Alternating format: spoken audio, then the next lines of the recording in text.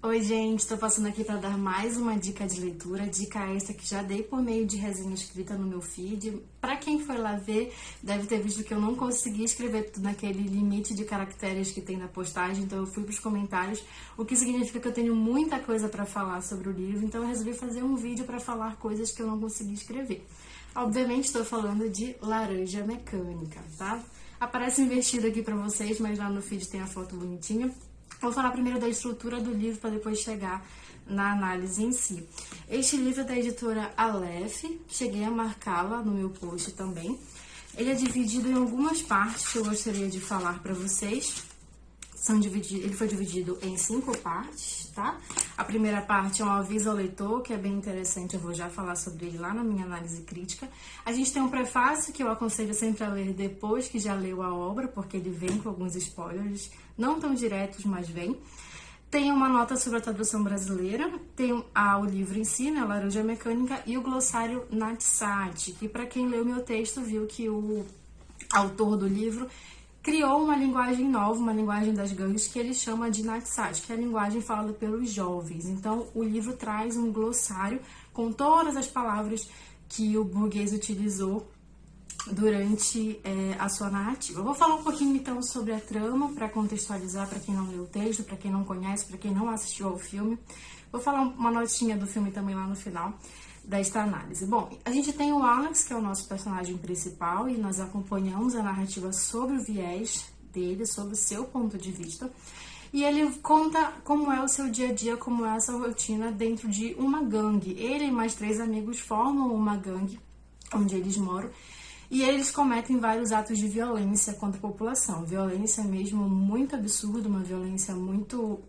acaba sendo muito explícita para o leitor, então se você tem dificuldade com esses tipos de história, se você não gosta de ler, fica aqui um aviso de gatilho, vou já explicar porque eu não coloquei esse mesmo aviso lá no meu texto. Bom, então a gente acompanha a rotina deste jovem. Cheguei a falar também, e repito aqui, não é a primeira vez que eu leio um livro em que o personagem principal é extremamente repulsivo. Já cheguei a ler, inclusive fiz dicas aqui, tá nos meus destaques, dicas de leitura do livro O Colecionador. Também é um personagem com uma personalidade muito questionável, uma personalidade ruim, já que ele é um sequestrador, mas eu não senti tanta repulsa, tanto nojo, tanta aversão quanto eu senti lendo a história do Alex. Então ele se comunica com a gente, nos chama de irmãos e etc.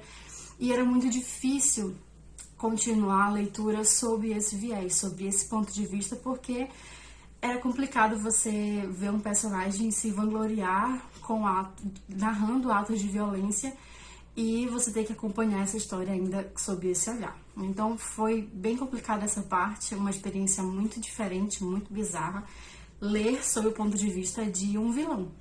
Ele é o vilão, apesar de ele ser o protagonista, ele é o vilão desta história. Bom, então nessa primeira parte nós fomos introduzidos a isso, e aí vou falar sobre a questão do gatilho. Aqui, na primeira parte, em que ele vai relatar todas as violências que ele cometeu, e essas violências são violências físicas mesmo, não chega a ser, não tem nenhum trecho de violência psicológica cometida por ele, é violência física mesmo, é roubar, é bater, é machucar, espancar, e também tem a questão do estupro. Mas aqui no Laranja Mecânica eu não notei uma descrição muito apelativa dessas ações. Eu cheguei a fazer uma resenha sobre um livro brasileiro chamado Uma Mulher no Escuro, do Rafael Montes. Deixa eu até pegar ele aqui. Este livro aqui tem resenha também no meu feed. Aqui a gente nota uma violência, um abuso sexual realmente bem gráfico, assim, você consegue ler e visualizar as ações e etc. Então eu coloquei o alerta de gatilho. Aqui no Anthony Burgess a gente já não vai ver essa descrição tão explícita quanto Uma Mulher no Escuro. São propostas completamente diferentes, então não estou comparando, dizendo que uma vai ser melhor a outra por expor ou não, mas aqui se o autor tivesse exposto dessa forma, sairia um pouco do tom do livro, porque ele tem uma escrita muito diferente, o estilo dele é bem diferente. Então, sim, nós conseguimos entender que é um estupro, nós conseguimos perceber a situação e nos enojar com ela, mas ela não é tão explícita. mas a gente consegue compreender muito bem. Ela é clara, só não é tão apelativa. Bom, passado esse ponto, se ainda assim você se incomodar com essas temáticas, eu aconselho então a você evitar o livro ou tentar trabalhar isso, pensar, eu vou ler coisas ruins, e aí sim ler. Né? Eu não tinha nenhuma noção do que eu ia encontrar, mas eu sabia mais ou menos que sim, teriam atos de violência, e eu não tenho esses problemas em ler, não é um gatilho pra mim, então a leitura pra mim acabou sendo, não vou dizer tranquila, porque sim, eu senti nojo, eu senti vontade de fechar o livro, mas pra quem tem esse probleminha, é melhor talvez dar uma evitada.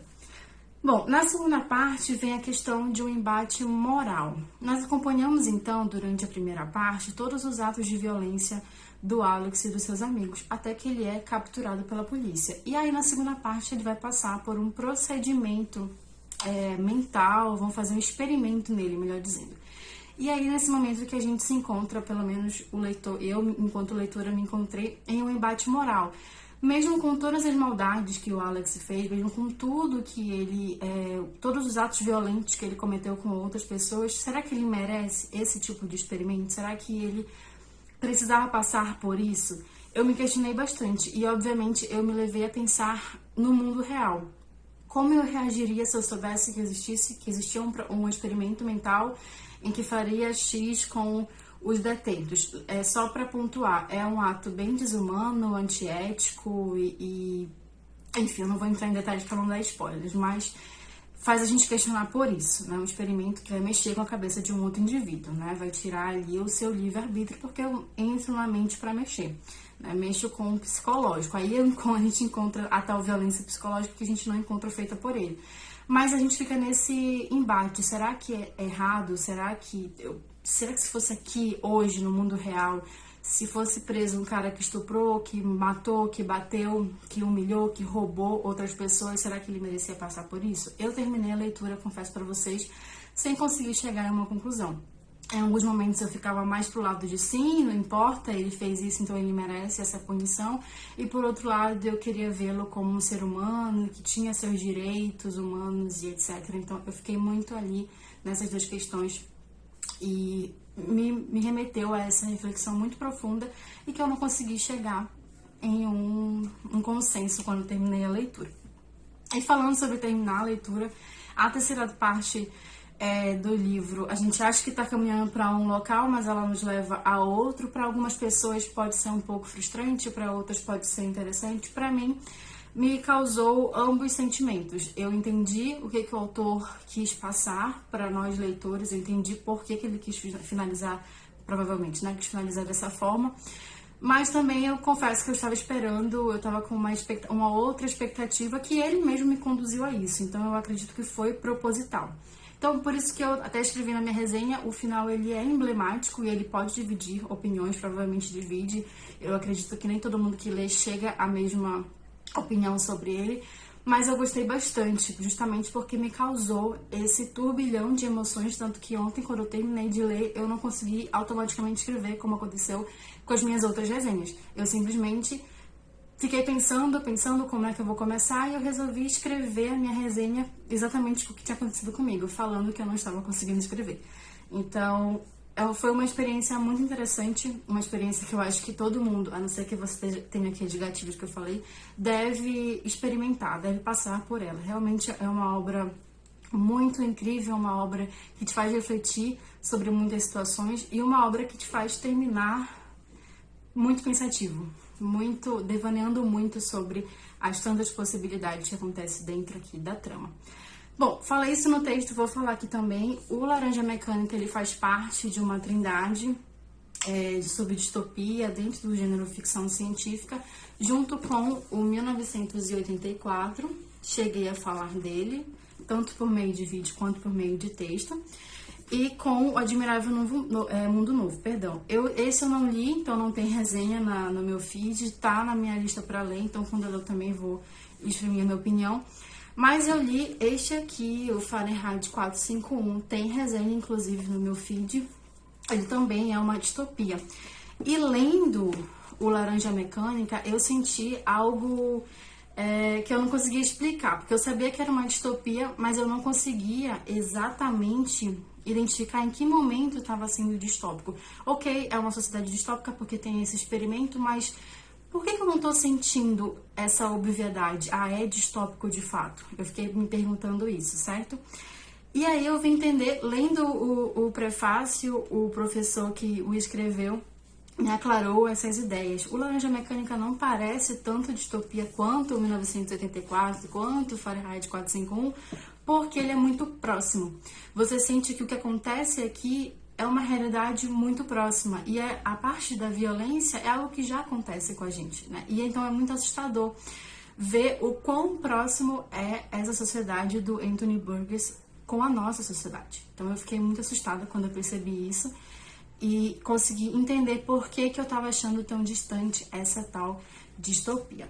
Então, o livro realmente me remeteu a tudo isso que eu falei bastante já, mas eu queria só finalizar falando da linguagem Nadsat, aquele aviso ao leitor que eu disse que ia falar dentro da minha análise, é um aviso pra gente tentar evitar ir até o glossário, porque ele vai utilizando essa linguagem ao longo da narrativa e você fica muito curioso para ir lá no glossário ver qual é o significado. Eu até usei uma delas no meu texto, que é o horror show, e ele usa bastante essa expressão. Com o contexto você consegue entender, aliás, muitas das palavras você consegue entender somente com o contexto, mas outras realmente não dá. E ali pela metade do livro eu comecei a consultar, porque eu achava que talvez fosse interferir na minha leitura. Mas o glossário não foi feito pelo autor do texto, foi feito por outras pessoas, tá? E não foi autorizado. Eu vou até ler aqui para vocês o nome oficial de quem escreveu o glossário. Foi o crítico Stanley Edgar, perdão. E aí ele admite que não recebeu autorização, mas fez o glossário e as edições costumam trazer, tá? Então não foi feito pelo autor. Quando o livro foi lançado, no século passado, as pessoas leram sem saber o significado de fato, porque a primeira edição não tinha esse glossário. Hoje tem, então facilita um pouco pra gente, mas realmente, enquanto eu não estava consultando, era uma outra experiência. Quando eu comecei a consultar, se tornou outra.